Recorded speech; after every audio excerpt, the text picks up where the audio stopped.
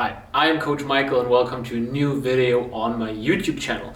In this video we are back on the flip chart again and we want to talk about how to find assistance exercises for skills, or even a better title would be how to really find the right exercise selections for skills.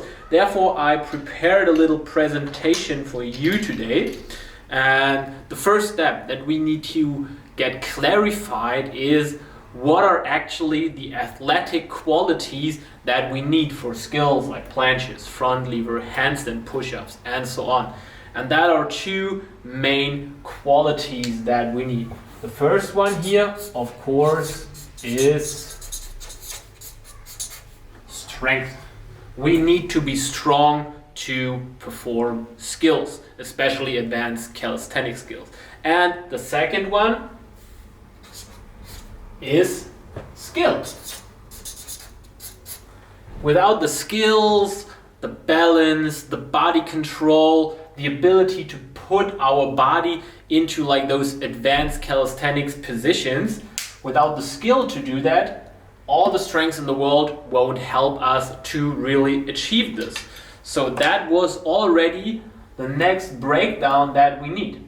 So skill is not only skill, you can sum that up in two major parts here. That is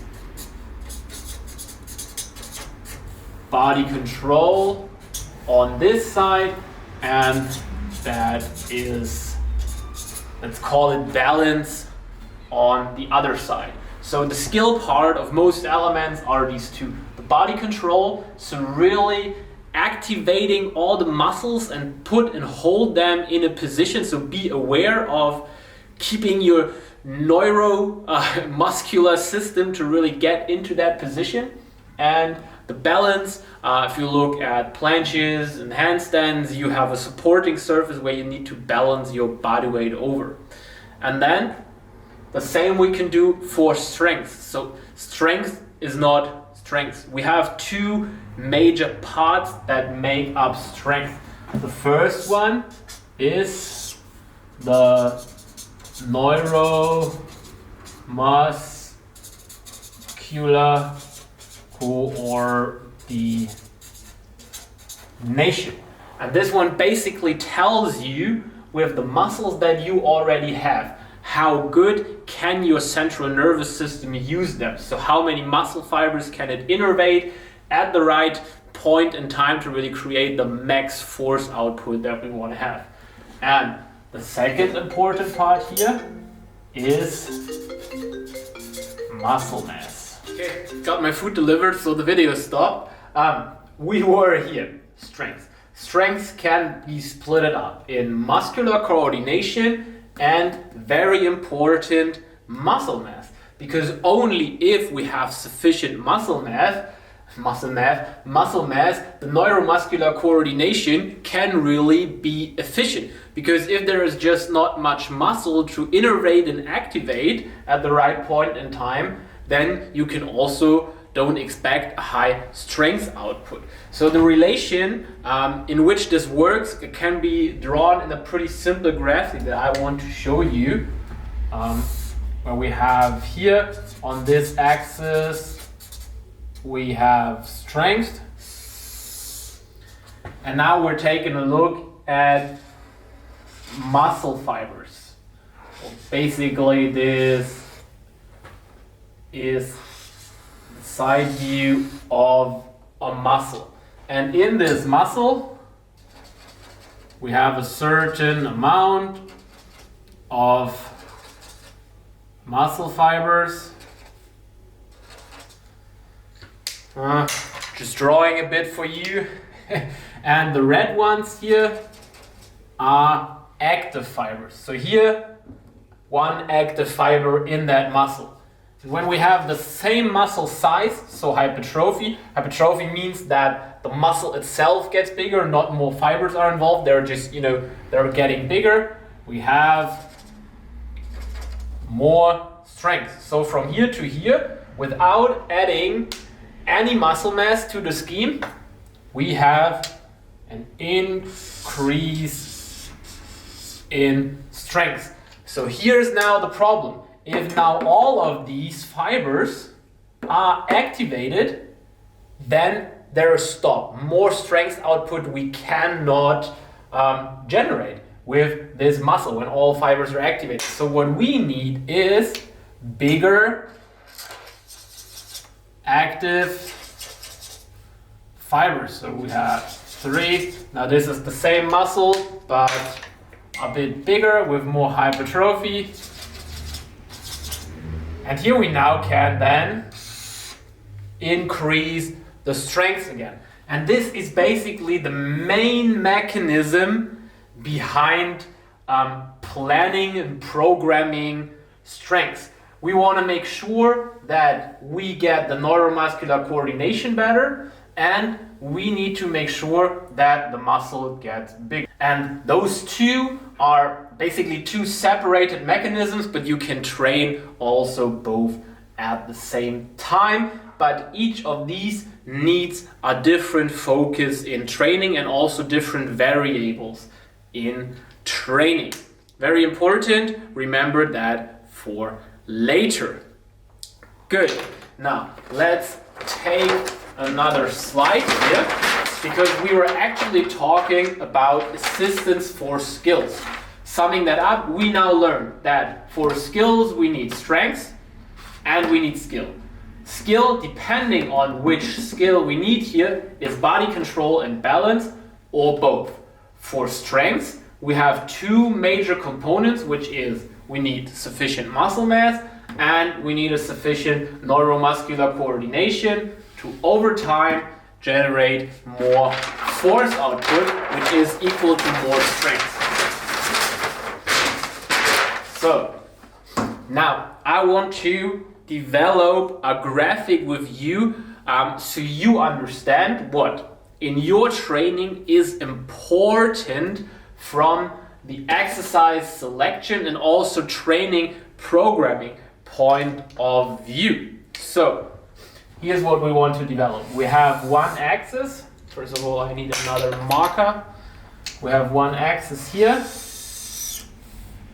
and this one is strength. And here on top, we have 100%. This axis here is skill. Here we have 100%. So far, so clear. That means if we're looking at a skill, somewhere here, this is the point that we want to have. We want to be here, because on this point you got a final skill, because you have 100% of the strength that you need and you have 100% of the skill you need. And now, to find the right programming and to find the right exercises, you need to find out where you are. And there are now different possibilities. You can be somewhere here. Let's take another color for that one. You are here in blue, standing here. You have 100% of the skill, but you have just very, very little of the required strength. So this is your journey. And now you probably already see where I'm trying to go with this. Now, let's take a look at another athlete that is somewhere here. He has almost 100% of the strength he needs, but very, very little of the skill he needs. So that would be his journey. And now that is the conclusion that I want to draw with you guys, is that individual programming is key. And also for you, don't try to find the right tutorial, the next best exercise for a certain skill. You need to take a look at this graphic. Where are you? Because someone that has 100% of the skill, but like only 10-20% of the strength, has a totally different journey to get the skill than someone that is already pretty strong and just needs some conditioning to really get the skill he needs. Different journeys, different exercise, and different program required. So the first question that you should ask yourself is, where am I on this list? And out of this situation, you now create your macro program. What is a macro program? You basically split up the training period that you want to play in. Let's take a year or half a year, and you break that down into focus blocks, training phases, call it whatever you want. That doesn't really matter. At least you need to understand the thought process behind it. So if you are somewhere here at the beginning, let's take this example here. Someone that has very little strength and very little skill. That person needs, if we are going back to this graphic, to develop the strengths we need. We just have this potential at the moment. That athlete probably needs to spend time on hypertrophy training to create the potential first to have a higher strength output later on. So to gain more strength, the first step, first focus block would be hypertrophy. And then you can put some weeks on it. Let's call it from week 1 to 12, 3 months of hypertrophy.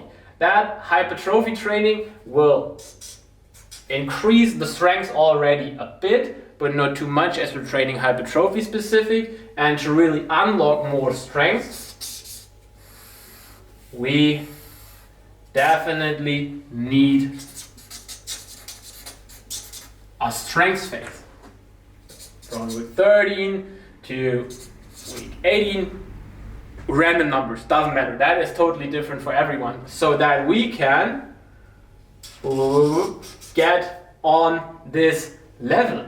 And now, depending on the skill, we could already implement some more skill work here to get kind of like this journey. But we could also, after this, integrate a skill orientated training phase to get us from here to that point. What would a skill phase be? We're putting the basic movements, the basic exercises on maintenance, focusing really on a high priority for skills, so a lot of volume on the skills, a lot of hold times, a lot of technical work, a higher frequency to really unlock this learning curve here to get on the skill scale to 100% to really unlock the skill. But it could also be completely the other way around.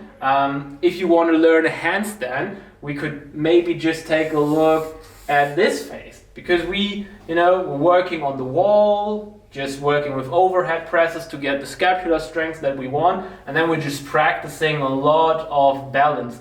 Would be a totally different skill and require a totally different programming.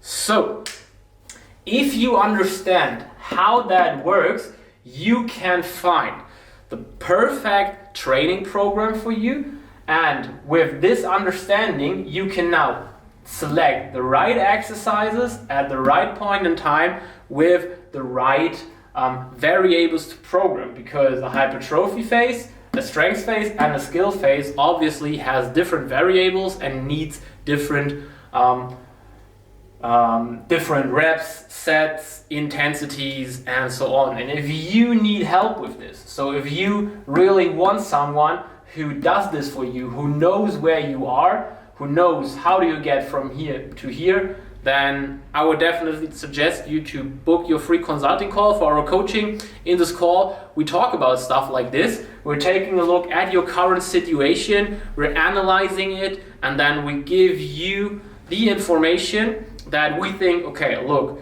we need to work with you on this and this and this and this at this point in time, and to give you an outline of how the work with us would look like. And if you say, guys, I trust in your abilities. You are the ones to get me from here to here.